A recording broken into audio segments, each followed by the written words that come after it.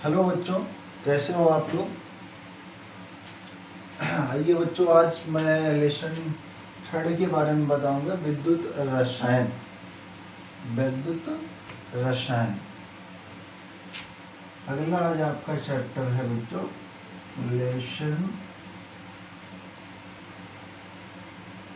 Lesson 3 विद्युत रसायन। Chapter का क्या नाम है? विद्युत रसायन, राइट। या इसको हम कह सकते हैं इलेक्ट्रोकेमिस्ट्री। राइट, समझ पे आप। वैद्युत रसायन आपका विद्युत रसायन कहा जा सकता है। तो पहला टॉपिक आपका है विद्युत रसायन किसे कहते हैं, अर्थात पहला टॉपिक यही बनेगा उनका, इलेक्ट्रोकेमिस्ट्री आपका।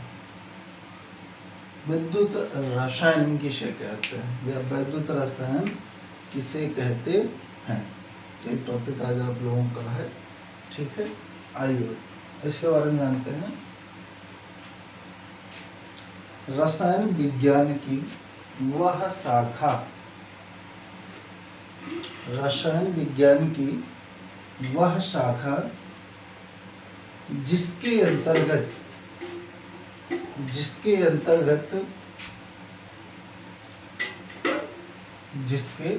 अंतर्गत वैद्युत ऊर्जा और रासायनिक ऊर्जा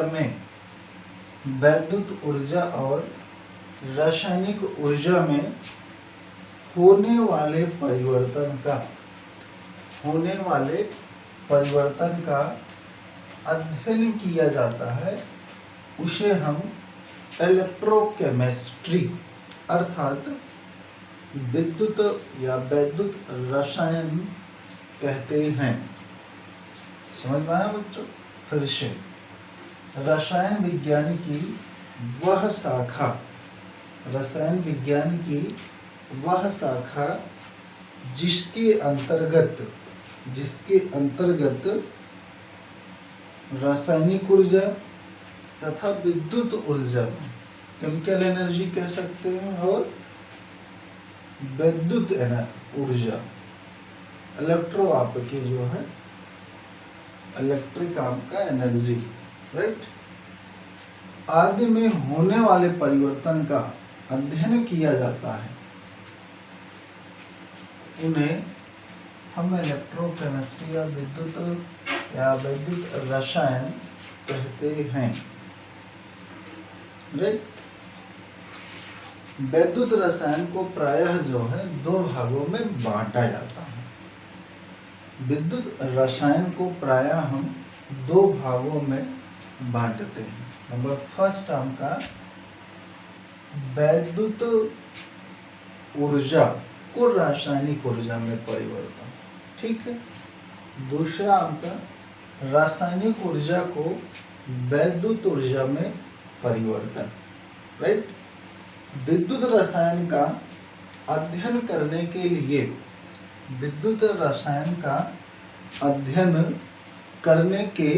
लिए प्रायः हम दो भागों में अध्ययन करते हैं। पहला वैद्युत अपघटनी विलयन, पहला आपका टॉपिक, पहला खंड हो जाएगा वैद्युत अपघटनी विलयन। कहने का मतलब ऐसे आपके विलयन जो विद्युत धारा का संचार करते हों। तो पहला टॉपिक वैद्युत अपघटनी विलयन, समझ में आया? Clear matter? आगे दूसरा टॉपिक आपका, इसमें हम अध्ययन करेंगे वैद्युत रसायन या वैद्युत ऊर्जा में क्या परिवर्तन होता है। जो आपके इलेक्ट्रॉनों का, यानी जो धात्विक चालक होते हैं, धातु मेटेलिक आपका जो कंडक्टर होता है, उनमें कैसे क्या परिवर्तन होता है, दूसरा पार्ट, दूसरा खंड हम इसके अंतर्गत अध्ययन करेंगे, यानी धात्विक चालक के अंतर्गत, राइट। या वैद्युत आपका चालक, चालक आपका कंडक्टर्स, ये दो पार्टों में इनको जो है हम बांट सकते हैं। और इन दो पार्टों में से एक एक का हम गहन रूप से अध्ययन करेंगे। सूत्र और फार्मूला तथा जो भी आपके सूत्र या फार्मूला और जो भी आपके डिफिनीशन होंगे उनका हम YouTube के माध्यम से आप तक पहुंचाने का प्रयास करेंगे। ओके, चलिए, तो पहला टॉपिक आपका क्लियर हो गया, इलेक्ट्रोकेमिस्ट्री क्या है ना।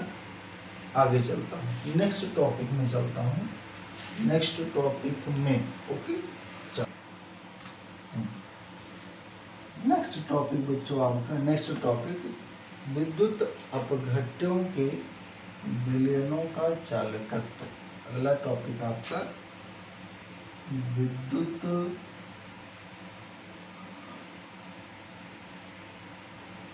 अपघट्यों के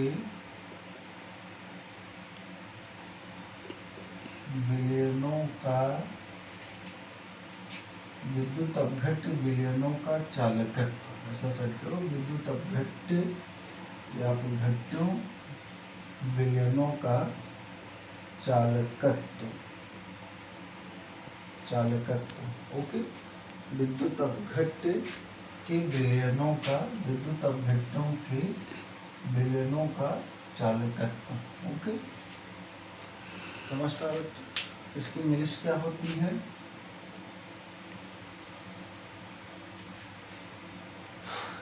कंडक्टेंस। इसकी इंग्लिश क्या होगी बच्चों, आपका इंग्लिश जान लो। कंडक्टेंस, चालकत्व को हम कंडक्टेंस बोलते हैं। Conductance of electrolytic solution. Okay, हो गया clear matter. Conductance, conductance CONDUCTANCE,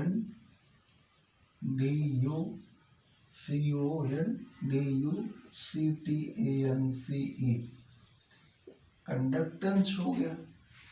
conductance of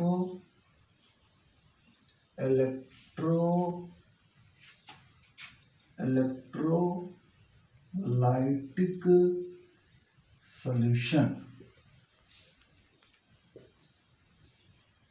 okay, conductance of electrolytic solution.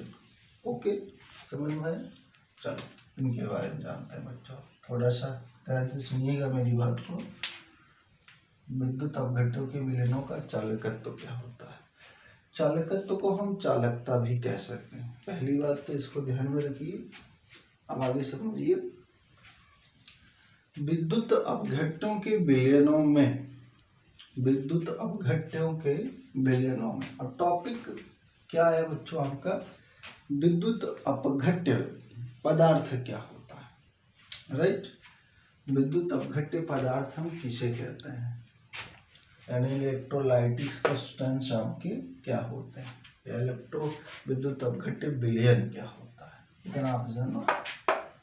ऐसे पदार्थ या ऐसे विलयन, ऐसे पदार्थ या ऐसे विलयन बच्चों आप कह सकते हैं, ऐसे पदार्थ या ऐसे विलयन, ऐसे विलयन जिनमें विद्युत धारा का संचार, जिनमें विद्युत धारा का संचार किया, जिनमें विद्युत धारा का संचार किया जा सके, उन्हें हम विद्युत या विद्युत अपघट्य विलयन कहते हैं या विद्युत अपघट्य पदार्थ कहते हैं। जैसे नमक का विलयन, एक्वस आपका NaCl का एक्वस सॉल्यूशन लीजिए, जलीय विलयन लीजिए। अब इस जलीय विलयन में विद्युत धारा का संचार किया जा सकता है, समझ पा। या H2SO4 का विलयन है, KCl का विलयन, ZnSO4 का विलयन, ZnSO4 का विलयन लीजिए, इसमें विद्युत धारा का संचार जो है कर सकते हैं। तो कहने का मतलब जिन पदार्थों में विद्युत धारा का संचार किया जा सके उन्हें हम विद्युत अपघट्यों के विलयन कहते हैं। उनका सॉल्यूशन होना चाहिए, राइट। अब इनका चालकत्व तो क्या है? किसी विद्युत अपघट्य के विलयन में विद्युत धारा का संचार किया जा सकता है, राइट। ये कैसे संभव है? ये ओम के नियमानुसार, ओम के नियमानुसार। ओम का नियम क्या होता आपका, इसके बारे में जानते हैं। इसके बारे में आपका भी जो सुचालक का विभव भी होता वो उसमें बहने वाली धारा और प्रतिरोध का गुणनफल होता है। कहने का मतलब किसी सुचालक का विभव भी, किसी सुचालक, कोई पदार्थ है वो सुचालक है, तो उस पदार्थ का सुचालक जो विभव भी हो जाएगा उसमें बहने वाली धारा और प्रतिरोध के बीच निम्न प्रकार से संबंध होता है। निम्न प्रकार संबंध क्या होता है? V into I into R, V बराबर I into R. Equation number first ये क्या है? ये ओम के नियमानुसार। आप इसको क्या लिख सकते हैं? कैसे? ओम के नियमानुसार, राइट। ओम के नियमानुसार किसी सुचालक पदार्थ का विभव भी और उसमें बहने वाली धारा आई, जो धारा बह रही है आई आपका, और उनका प्रतिरोधों का गुणनफल उस सुचालक विभव के मान के बराबर होता है। तो इनमें ये संबंध होता है। तो कहने का अर्थ ये है कि हम कह सकते हैं किसी सुचालक पदार्थ का, किसी सुचालक पदार्थों के, कोई सुचालक पदार्थ ले लीजिए, अब उस सुचालक पदार्थ के प्रतिरोधों का व्युत्क्रम, कोई सुचालक आपने पदार्थ लिया, अब उस सुचालक पदार्थ या सुचालक आपने कोई मेटल्स लिया, अब उनके प्रतिरोधों का जो व्युत्क्रम होता है, राइट, उन्हीं को हम विलयनों का चालकत्व कहते हैं, या आपका कंडक्टेंस कहलाता है, या चालकता कहलाती है। कहने का अर्थ यह हुआ कि किसी भी प्रतिरोधों का व्युत्क्रम, किसी चालक में प्रतिरोधों का व्युत्क्रम ही उसका चालकत्व या कंडक्टेंस कहलाता है। समझ में आया मेरे बच्चों? बहुत अच्छी बात, क्या बात है, बहुत बढ़िया। आगे टॉपिक आ जाओ, अगला टॉपिक चालकत्व या कंडक्टेंस को हम प्राय जी से लिखते हैं, कैपिटल जी से। इसका संकेत आपका क्या हो जाएगा? जी से, राइट। जी से इसको हम लिखते हैं भैया, जी आपका। तो ऐसी स्थिति में जी आपका जो है कंडक्टेंस होता है। अब ये जी किसके व्युत्क्रमानुपाती होता है? प्रतिरोध, यानी जी व्युत्क्रमानुपाती 1/r आपका आर।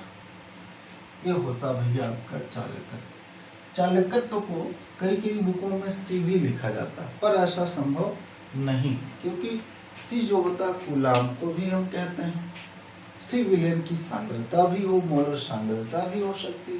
तो ऐसी स्थिति में चालकत्व को आधुनिक में प्राय हम भैया जी से दिखाते हैं, कैपिटल जी से। समझ में आया मेरे बच्चों? कोई दिक्कत तो नहीं? ओके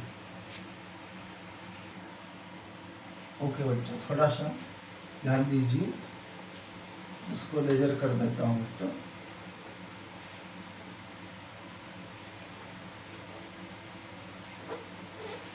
देखो, चालकत्व को हम कैपिटल जी से तो लिखते ही हैं, राइट। चालकत्व क्या है? Capital G, right.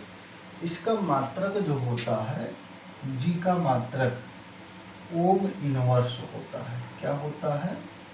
Ohm inverse, right. Ohm inverse कहा जाता है, या इसका SI पद्धति में मात्रक, SI पद्धति में मात्रक सीमेंस होता है। SI पद्धति में मात्रक क्या होता है इसका? सीमेंस होता है, सीमेंस, या इसको सीमेंस को यस से लिखा जाता है। समझ पाए? आगे बच्चों आ जाओ, देखो ध्यान दो। किसी समान चालक, किसी समान चालक, कोई समान चालक है, समान चालक की लंबाई, कोई चालक आपका दिए गया है, अब उस चालक की लंबाई के प्रतिरोधों के अनुक्रमानुपाती होता है तथा उसमें जो क्रॉस सेक्शन होता है, क्रॉस सेक्शन बोले तो अनुप्रस्थ परिच्छेद का क्षेत्रफल, अनुप्रस्थ परिच्छेद का क्षेत्रफल, ठीक है, के व्युत्क्रमानुपाती होता है।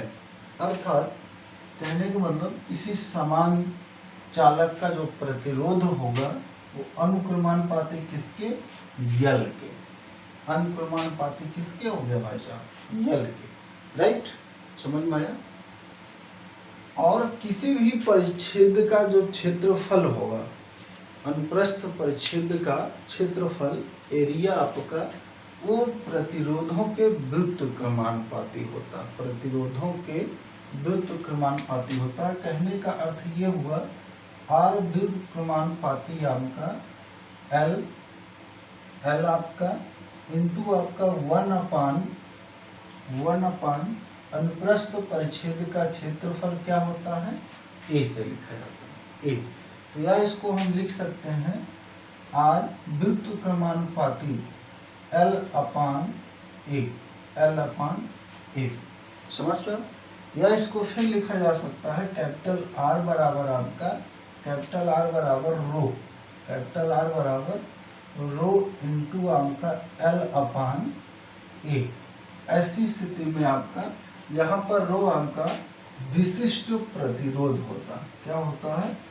विशिष्ट प्रतिरोध, राइट, विशिष्ट प्रतिरोध।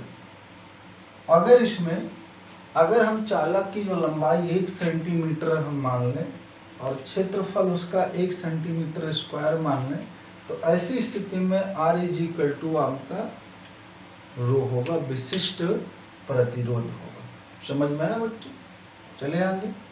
थैंक यू बच्चों, बस आज के लिए इतना ही टॉपिक ध्यान में दीजिएगा बच्चों, ठीक है। नेक्स्ट टॉपिक नेक्स्ट दिन बनाऊंगा। थैंक यू बच्चों।